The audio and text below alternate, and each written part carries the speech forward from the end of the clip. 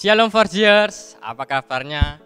Saya berharap dan saya berdoa teman-teman sekalian yang ada di rumah maupun dimanapun agar mendapat berkat dari ibadah ini, dan sebentar lagi kita akan bersama-sama bersekutu, dan sebelum itu kita akan berdoa bersama-sama. Tuhan Yesus, kami mengucap syukur Tuhan atas segala berkat dan kasih-Mu, sehingga pada kesempatan ini kami boleh berkumpul bersama Tuhan walaupun via online, tapi kami yakin dan percaya kuasa Tuhan boleh melawat setiap kami Tuhan, dan boleh melancarkan ibadah ini Tuhan mulai awal, pertengahan hingga akhirnya. Kami serahkan Tuhan ibadah ini dalam tangan kuasa-Mu saja, hanya di dalam nama Tuhan Yesus kami sudah berdoa, haleluya, amin. Selamat beribadah teman-teman, God bless you all. Shalom teman-teman dimanapun kalian berada. Sebentar lagi kita akan mulai ibadah For God Generation. Pada sore hari ini mari kita siapkan hati kita, pikiran kita untuk memuji dan menyembah nama Tuhan. Mari kita bawa segenap syukur kita, segenap kehidupan kita dan menerima anugerah Tuhan.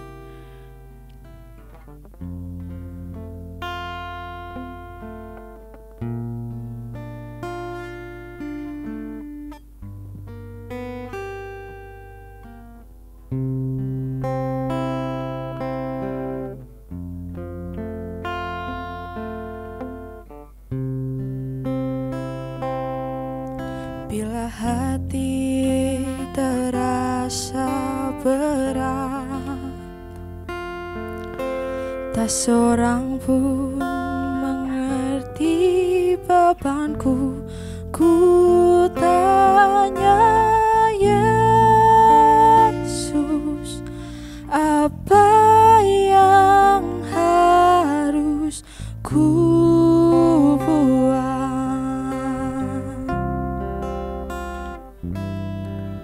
Dia berfirman, mari datanglah. Dia selalu pedulikan aku. Ku datang Yesus, Dia pikul segala bebanku.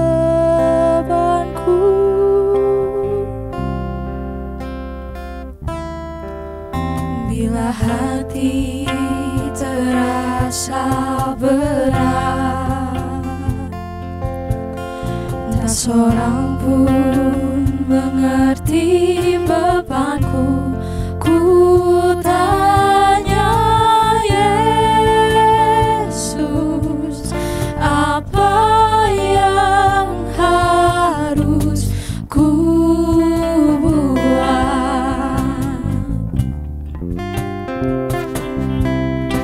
berfirman, mari datanglah.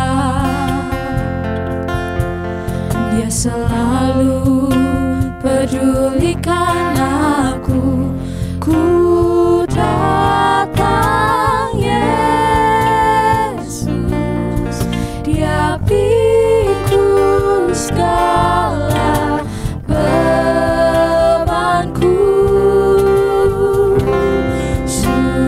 Sujud di altarnya, ku bawa hidup.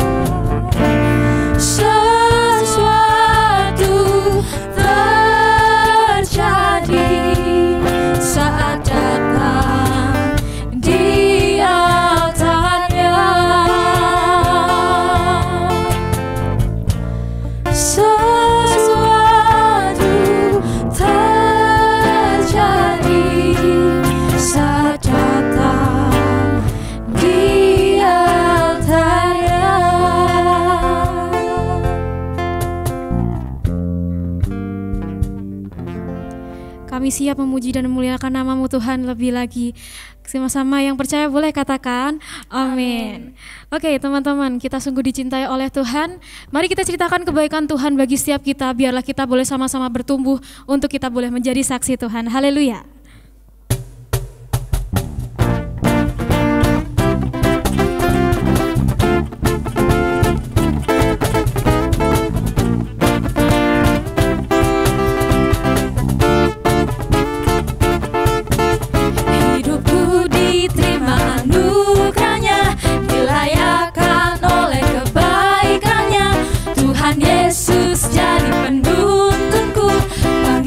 Ceritakan kebaikannya, oh hatinya buatku alami cinta kasihnya, hatinya bagi semua alami cinta kasihnya. Ceritakan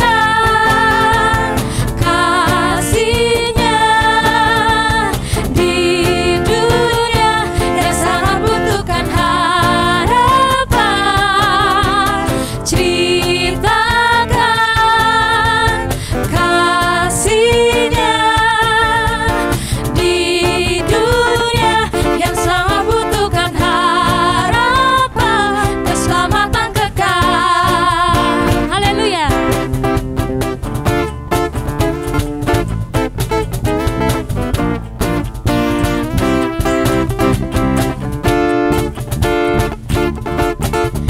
Hidupku diterima anugerahnya, dilayakkan oleh kebaikannya.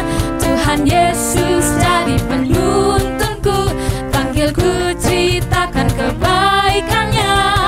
Oh hatinya buatku alami cinta kasihnya, hatinya bagi semua alami cinta kasihnya. Ceritakan kasihnya di dunia yang sangat butuhkan harapan. Ceritakan kasihnya di dunia yang sangat butuhkan harapan, keselamatan kekal.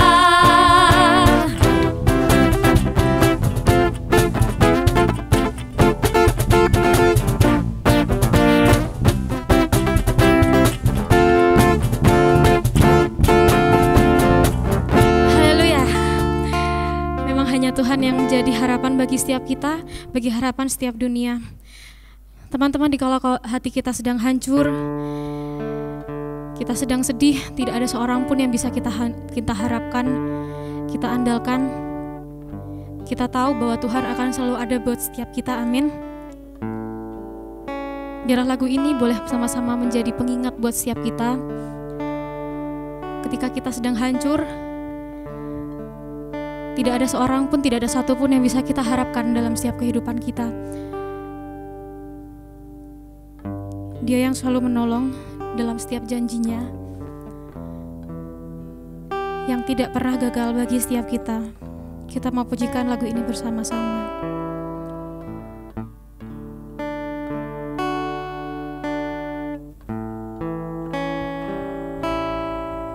Saat ku hancur hati, ku datang padamu.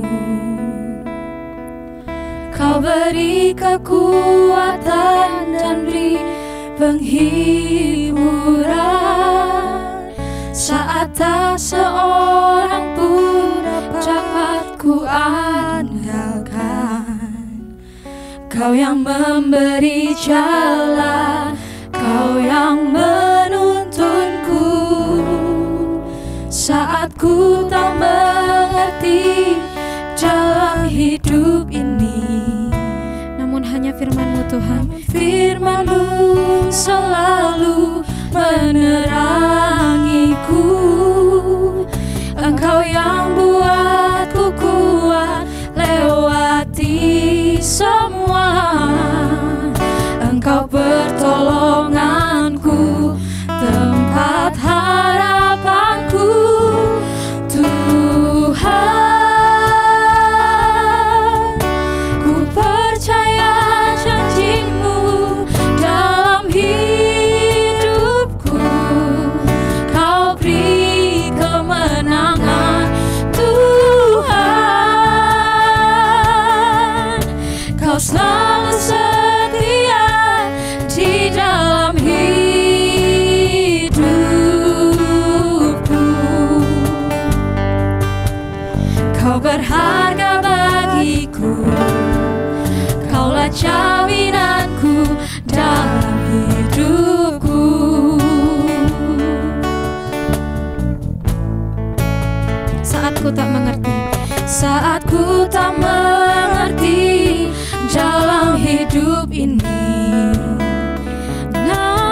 firman-Mu selalu menerangiku.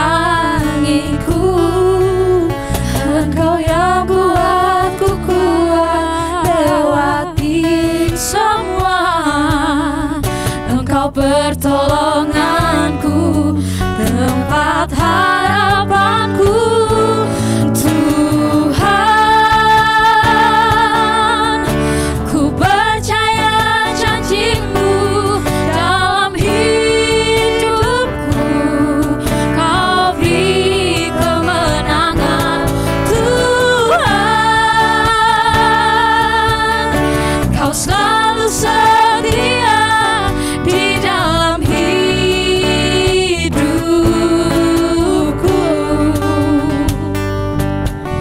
Kau berharga bagiku, Kaulah jaminanku dalam hidupku.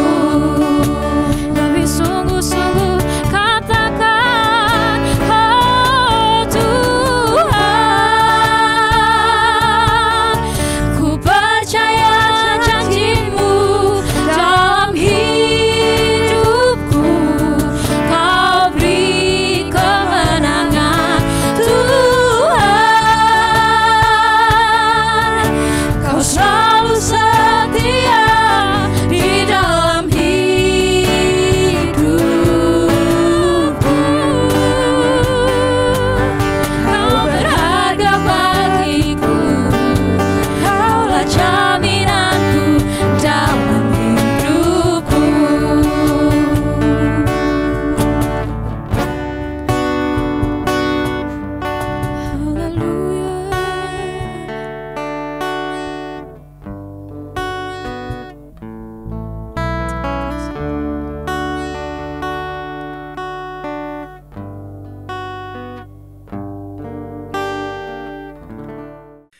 Shalom, rekan-rekan 4G sekalian.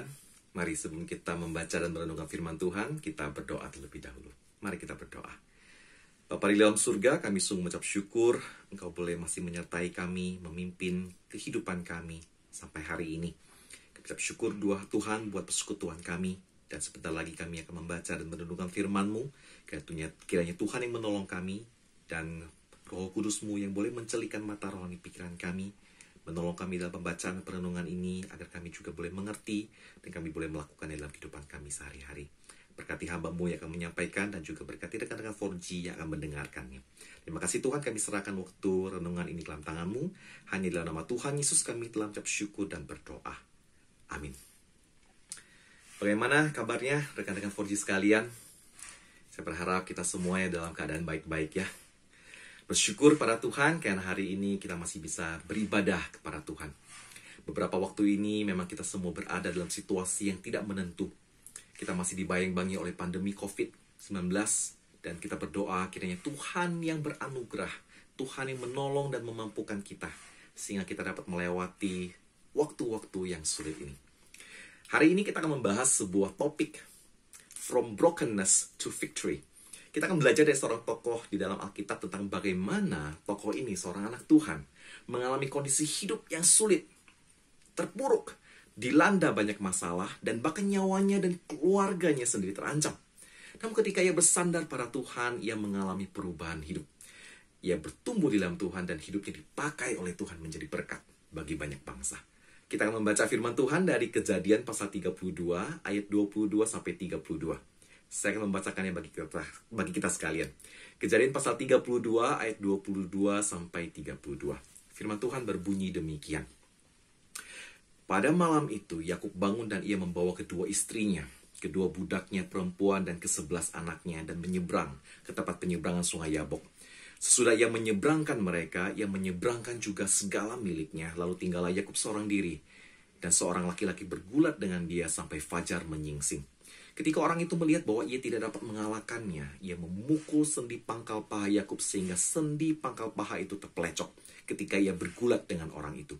Lalu kata orang itu, biarkanlah aku pergi karena fajar telah menyingsing. Saud Yakub, aku tidak akan membiarkan engkau pergi jika engkau tidak memberkati aku. Bertanyalah orang itu kepadanya, siapakah namamu? Saudnya, Yakub.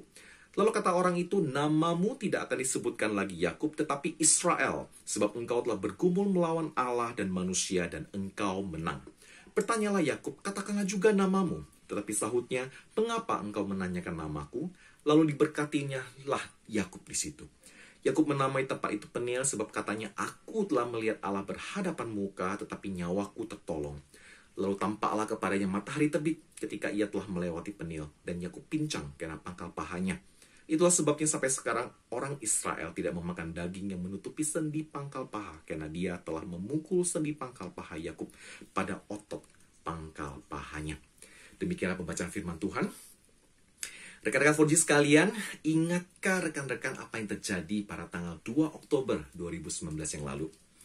Atau apakah yang ditunggu-tunggu oleh banyak orang pada tanggal itu? Tanggal 2 Oktober 2019 adalah tanggal perilisan film Joker. Nah, apakah rekan-rekan 4G ada yang sudah menonton film itu? Film ini menceritakan kehidupan pahit dan kelam yang dialami oleh Arthur Fleck, seorang badut berusia 40 tahun. Ibunya sakit dan Arthur sendiri menderita kelainan otak yang dapat membuat Arthur tertawa tanpa bisa dikendalikan olehnya. Penyakit tertawanya itu terjadi di luar kehendaknya dan seringkali terjadi pada waktu yang tidak tepat. Bukan hanya itu, kondisi ekonomi yang begitu sulit, penolakan sosial, hinaan, cacian, makian membuat kondisi kehidupan Arthur semakin terpuruk dan semakin sulit. Tentu, penggambaran yang saya berikan tidaklah sebanding dengan kondisi yang digambarkan, disajikan dalam film tersebut. Karena saya juga tidak ingin menyoroti lebih dalam tentang persoalan mental yang dialami oleh Arthur itu sendiri. Namun yang ingin saya soroti pada saat ini adalah bagaimana Arthur di tengah-tengah kondisi yang begitu sulit dan tertekan itu, ia tidak mampu keluar dari situasinya. Dan akhirnya menjadikan Arthur sesosok manusia yang begitu destruktif. Namun memang begitulah alur cerita film Joker. Jika alur yang berbeda atau kita membayangkan Arthur misalnya adalah anggota Komsel misalnya, terus mendapatkan perhatian teman-teman Komsel, punya komunitas, atau ikut KKR, mendapat pelayanan konseling, akhirnya Arthur bertobat, percaya kepada Tuhan Yesus, tentu jalur ceritanya tidak akan seperti itu, bukan? Tapi jalur ceritanya berbeda. Membawa Arthur kepada sosok destruktif. Tetapi rekan-rekan 4G sekalian, jika kita renungkan kehidupan kita saat ini, bukankah di tengah-tengah pandemi ini juga kita sedang mengalami berbagai macam kesulitan hidup? Bahkan mungkin ada di antara kita yang berkata, oh jangankan di masa pandemi, pada masa normal saja hidup saya susah kok. Saat ini kita berusaha untuk bertahan hidup dengan segenap kekuatan kita. Kita mungkin menampilkan tampak luar kita yang ceria, penuh dengan canda tawa. Akan tetapi dalam hati mungkin kita menyimpan luka. Kita mungkin tersakiti.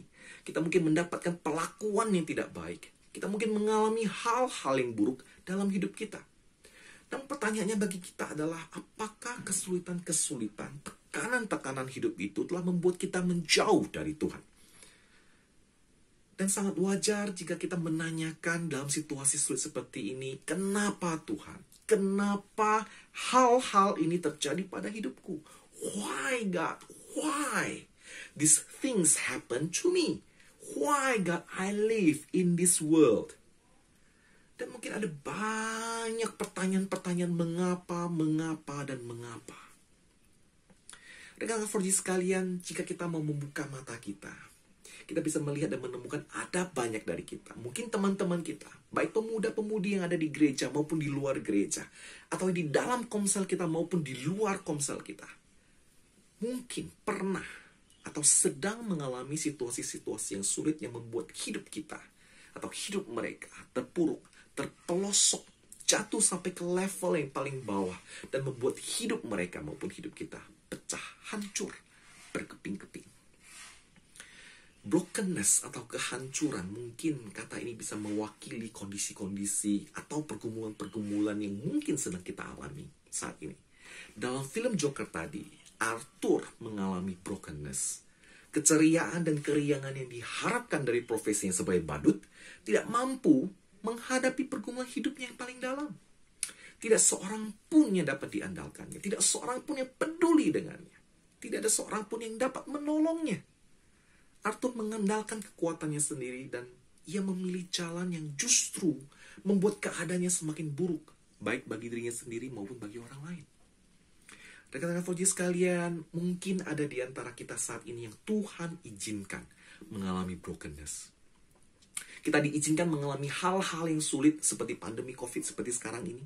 Kita sulit belajar di sekolah, kita sulit dalam perkuliahan, atau kita sulit dalam mencari pekerjaan, mencari nafkah bagi kita dan keluarga kita.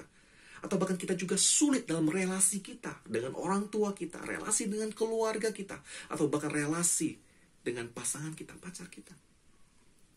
Dan semua ini membuat kita bertanya-tanya, kapan Tuhan semuanya ini akan berakhir? Namun dengan 4G sekalian, kita sebagai orang-orang percaya, tujuan akhir hidup kita berbeda dengan Arthur. Mengapa?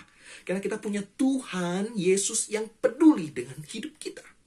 Kepeduliannya Tuhan tunjukkan dengan memberikan kita komunitas dalam gereja. Saat ini kita berada di dalam 4G. Sehingga kita tidak sendirian ketika kita menghadapi berbagai persoalan hidup. Kita tidak sendirian ketika kita berjuang dalam pertumbuhan rohani kita. Ada komunitas yang bertumbuh bersama yang saling menopang kita. Namun yang lebih terutama adalah Tuhan telah memberikan Roh Kudus-Nya kepada kita.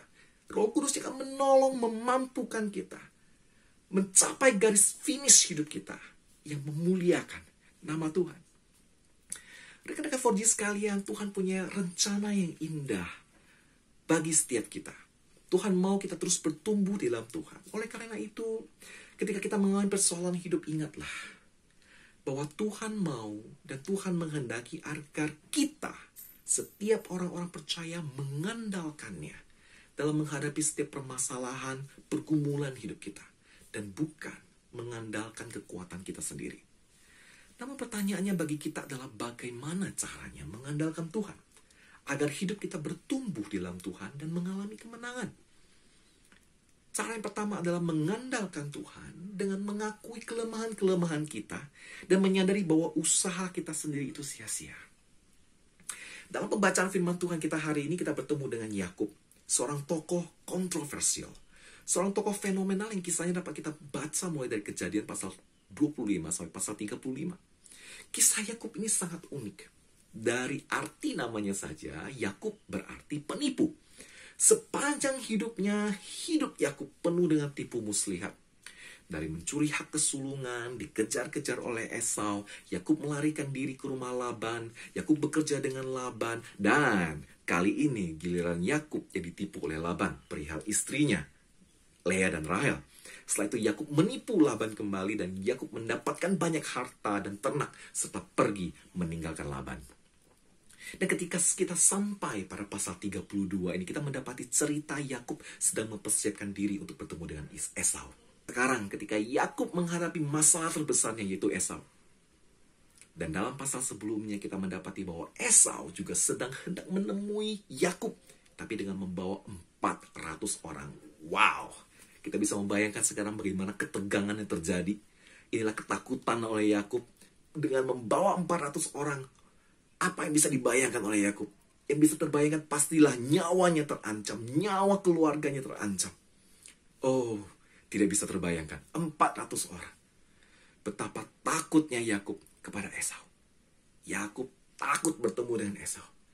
Yakub takut Esau membalas dendam. Yakub telah menipu Esau 2 kali. Oh, ketakutan itu begitu mencengkram hidup Yakub. Tapi dalam kondisi seperti ini, Yakub tetap berusaha mencari jalan keluarnya dengan kekuatannya sendiri. Apa yang dilakukan oleh Yakub? Yakub mengatur strategi, dia membuat rencana agar dirinya dan keluarga tidak terbunuh. Yakub mengatur pasukan pemberi hadiah berjalan di depan agar dapat menenangkan hati Yakub yang panas dengan berbagai pemberian dan hadiah-hadiah. Kemudian Yakub mengatur istri-istri dan anak-anak yang berjalan di belakang barisan pemberi hadiah tersebut agar Esau berbelas kasihan kepada wanita dan anak-anak yang lemah. Namun, di manakah Yakub? Yakub berdiri paling belakang. Cerdik bukan? Namun, malam itu, setelah Yakub menyeberangkan istri-istri dan anak-anaknya, Yakub tinggal seorang diri. Dan sebuah peristiwa terjadi, peristiwa yang mengubah hidup Yakub, sehingga hidup Yakub tidak akan pernah sama lagi. Di Dikatakan dalam ayat ke-24 ada seorang laki-laki yang bergulat dengan Yakub. Dan mereka bergulat sampai fajar menyingsing. Yakub belum menyadari dengan siapa ia bergulat. Yang Yakub tahu hanya satu hal, bahwa ia harus menang bagaimanapun caranya, bagaimanapun kondisinya. Itulah insting Yakub yang mengandalkan kekuatannya sendiri. Dalam kondisi kehidupan yang sedang terancam pun, Yakub masih terus berusaha, berjuang dengan kekuatan dan kemampuan dirinya sendiri. Seolah-olah dialah yang memegang kendali atas kehidupan dia. Yakub berpikir bahwa dia bisa menang. Namun, ayat ke-25 mulai memberikan penggambaran yang berbeda. Ketika orang itu melihat bahwa ia tidak dapat mengalahkannya, ia memukul sendi pangkal paha Yakub sehingga sendi pangkal paha itu terpelecok ketika ia bergulat dengan orang itu. Pertanyaannya bagi kita adalah siapakah yang sanggup dengan sekali pukul memukul sendi pangkal paha sehingga terpelecok? Orang yang bisa melakukannya pastilah orang yang memiliki kekuatan yang melebihi kekuatan manusia. Sekarang situasinya berubah. Yakub diperhadapkan pada kelemahan-kelemahannya. Yakub sadar ia tidak dapat menang. Satu-satunya pertahanan yang Yakub miliki yaitu kekuatannya hancur luluh. Yakub tidak memiliki pegangan apapun lagi. Bahkan sekarang, setelah sendi pangkal pahanya terpelecok, Yakub pun tidak sanggup untuk berdiri lagi. Yakub mulai menyadari dengan siapa ia berhadapan. Yakub juga menyadari bahwa segala usahanya sia-sia. Kini Yakub lemah, tidak memiliki apa-apa lagi. Satu-satunya harapan bagi Yakub adalah memohon belas kasihan dan berkat dari orang itu. Dan ayat ke-26 mengatakan, aku tidak akan membiarkan engkau pergi jika engkau tidak memberkati aku. Disinilah titik balik Yakub. Ketika Yakub menyadari dengan siapa ia berhadapan, yaitu Tuhan sendiri, Yakub mulai mengerti bahwa mengandalkan kekuatannya sendiri merupakan usaha yang sia-sia. Dengan kesadaran seperti itu, satu-satunya sandaran dan penopang bagi Yakub saat itu hanyalah Tuhan sendiri. Rekan-rekan Foji sekalian, banyak dari kita yang mengalami frustasi dan kekecewaan ketika kita mencoba hidup dan berusaha menyelesaikan persoalan hidup kita dengan kekuatan kita sendiri. Kita menyadari usaha kita sia-sia, kita mengalami kekalahan, dan bahkan banyak dari kita yang menyerah. Kita perlu menyadari bahwa kita lemah. Namun satu hal yang perlu kita ingat baik-baik. Meskipun kita lemah, kita punya Tuhan yang kuat. Amin. Kita punya Tuhan yang kuat. Kita punya Tuhan yang memegang kendali atas hidup kita. Rekan-rekan sekalian, kekuatan yang sejati hanya dapat ditemukan di dalam Tuhan Yesus. Di dalam Yohanes pasal 15 ayat 5, Tuhan Yesus berkata, akulah pokok anggur dan kamulah ranting-rantingnya. Barang siapa tinggal di dalam aku dan aku di dalam dia, ia berbuah banyak. Sebab di luar aku kamu tidak dapat berbuat apa-apa. Pilihannya sekarang ada di tangan kita, rekan-rekan Foji sekalian. Apakah kita mau terus-menerus berkutat dengan usaha dan kekuatan kita sendiri? Ataukah kita mau menyadari kelemahan-kelemahan kita dan segala usaha kita sia-sia? Dan kita datang mendekat kepada Tuhan. Dan maukah kita mulai mengandalkan Tuhan? Selanjutnya rekan-rekan Foji sekalian, bagaimana caranya mengandalkan Tuhan agar hidup kita bertumbuh di dalam Tuhan dan mengalami kemenangan? Yaitu dengan mengandalkan Tuhan, dengan meninggalkan natur kita yang lama dan mengenakan hidup kita yang baru. Rekan-rekan Foji sekalian, ada yang unik dalam ayat ke-27. Bunyinya demikian. Bertanyalah orang itu kepadanya, siapakah namamu? Sautnya, Yakub. Mungkin kita bertanya, mengapa Tuhan menanyakan nama Yakub? Sudah tentu Tuhan tahu namanya adalah Yakub, bukan? Tuhan menanyakan nama Yakub adalah untuk memastikan bahwa Yakub tahu namanya sendiri. Karena Tuhan sedang mengungkapkan sifat asli siapakah Yakub yang sebenarnya. Di dalam konteks Alkitab, pengungkapan nama seseorang bisa merupakan tindakan pengungkapan diri. Identitas terdalam seseorang yang mengungkapkan sifat dan karakter orang tersebut. Seperti yang sudah disebutkan di awal tadi, nama Yakub berarti penipu. Ketika Tuhan menanyakan nama Yakub, Yakub menghadapi sebuah realita dan kebenaran tentang siapa dia yang sebenarnya. Dan secara terbuka, Yakub mengakui bahwa dirinya adalah Yakub, si penipu. Akan tetapi, pengakuan ini membangkitkan sebuah anugerah yang mengagumkan dan yang mengubahkan hidup Yakub. Tuhan bukan hanya memberkati Yakub, tapi juga mengubah nama Yakub dan mengumumkan karakternya yang baru. Ayat ke-28 memberitahukan kepada kita, namamu tidak akan disebutkan lagi Yakub, tetapi Israel. Sebab engkau telah bergumul melawan Allah dan manusia, dan engkau menang. Israel berarti bergumul melawan Allah. Namun secara literal, nama Israel juga bisa berarti Allah yang akan bertarung, Allah yang akan berjuang, Allah yang akan menuntut. Tuhan memberikan nama Israel kepada Yakub. Namanya ini yang akan menyertai Yakub selama sisa hidupnya. Nama yang membuat Yakub berjalan dengan sebuah keyakinan dan sebuah kesadaran bahwa Tuhan sendiri, bukan yang lain, tapi Tuhan sendiri yang akan berjalan, berdiri bersama Yakub. Sehingga ketika Yakub dengan pincang akan bertemu dengan Esau, Yakub menerima jaminan dari Tuhan bahwa Esau, orang yang begitu ditakutinya itu, tidak akan bisa menghancurkannya. Yakub, sekarang namanya Israel, menang ketika ia sampai pada akhir dirinya sendiri.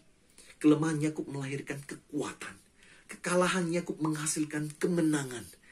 Akhir hidup Yakub adalah awal kehidupannya yang baru. Ketika Yakub mengandalkan Tuhan, Yakub meninggalkan hidupnya yang lama. Ketika Yakub mengandalkan Tuhan, Yakub mengenakan hidupnya yang baru. Dan hidupnya tidak akan pernah sama lagi. Rekan-rekan 4G sekalian, Tuhan ingin bekerja dalam hidup setiap kita. Tuhan memiliki kehendak dan tujuan bagi setiap kita. Namun kita perlu menyadari bagaimana cara Tuhan bekerja. Tuhan bekerja dengan caranya yang unik. Ibarat memperbaiki furniture yang lama, Tuhan mengamplas semua bagian furniture itu sehingga terlihat bahan asli furniture tersebut. Kita berharap bahwa kita akan menemukan dan melihat sepotong kayu, sebongkah kayu yang indah di bawah semua kotoran dan cat yang telah diamplas. Namun justru seringkali kita kecewa karena kita mendapati hal yang sebaliknya. Kotor, mungkin penuh lubang. Roma pasal 3 ayat 23 berkata bahwa kita semua telah berbuat dosa dan telah kehilangan kemuliaan Allah. Itulah natur kita yang sebenarnya. Orang berdosa.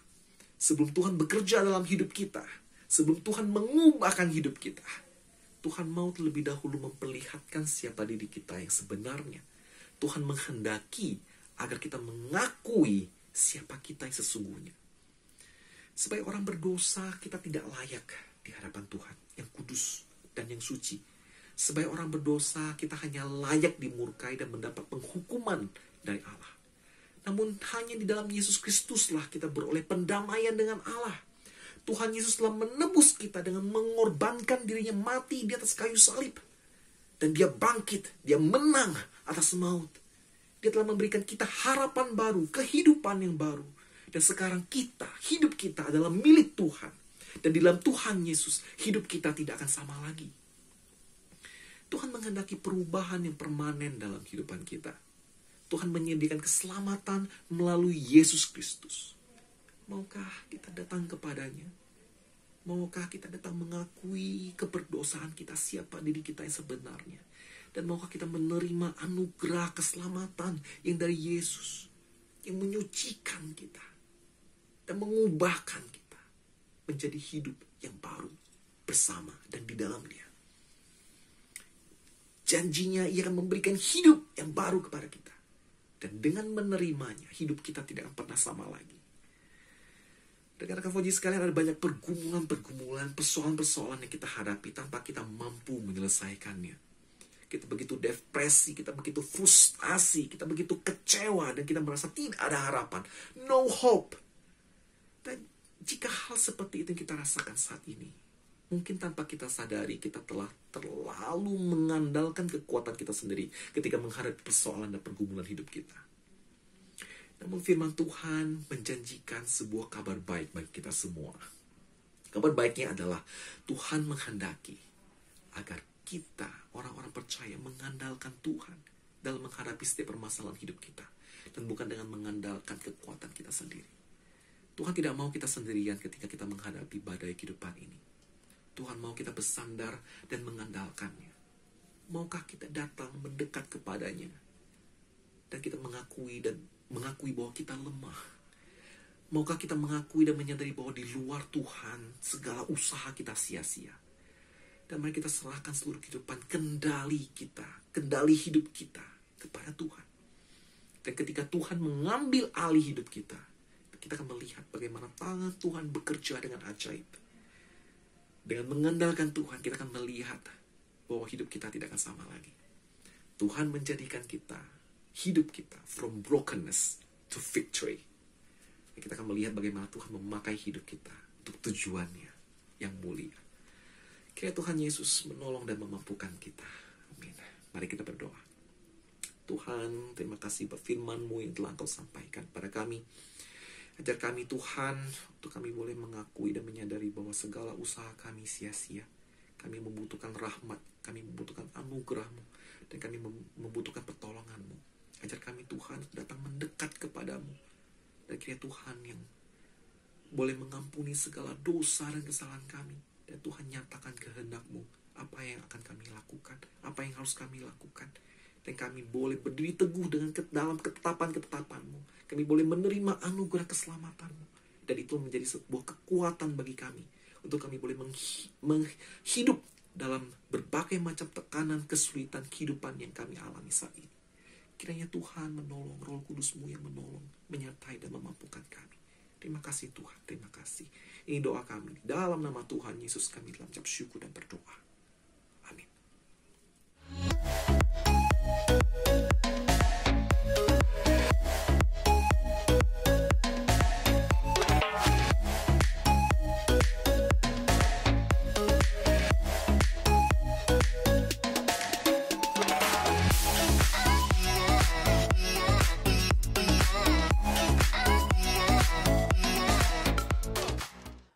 Puji nama Tuhan kalau kita sudah boleh disiram dengan siraman rohani melalui firman Tuhan malam hari ini. Saya yakin dan percaya firman Tuhan yang sangat menguatkan kita boleh membekali setiap kehidupan kita anak-anak muda, terlebih anak-anak 4Gers. Dan untuk menutup ibadah malam hari ini, mari kita bersatu hati, tundukkan kepala, kita berdoa. Tuhan, terima kasih buat firman-Mu dan terima kasih Bapa untuk kesempatan yang Tuhan berikan kepada setiap kami.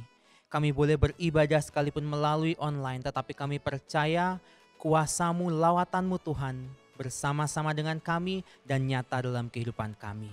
Saat ini kalau kami akan mengakhiri ibadah online kami percaya bahwa Allah Roh Kudus senantiasa bekerja dalam kehidupan anak-anak muda-Mu Bapa di tempat ini maupun di manapun mereka berada. Dan hamba-Mu juga percaya firman Tuhan yang sudah ditaburkan Bapa boleh kami tanam dalam hati kami, bertumbuh dan berbuah lebat untuk hormat kemuliaan nama Tuhan. Saudara-saudara yang terkasih, saat ini terimalah berkat anugerah daripada Allah Bapa, cinta kasih daripada Tuhan Yesus Kristus, dan penyertaan Allah Roh Kudus boleh menyertai setiap kehidupan anak-anak muda, terutama 4G generation, mulai dari hari ini sampai Maranatha Tuhan datang untuk yang kedua kalinya. Dan setiap anak-anak Tuhan yang percaya sama-sama mengatakan amin. Oke, tetap nantikan ibadah selanjutnya di channel-channel kita, baik Spotify, YouTube, ataupun live IG. Tuhan Yesus memberkati.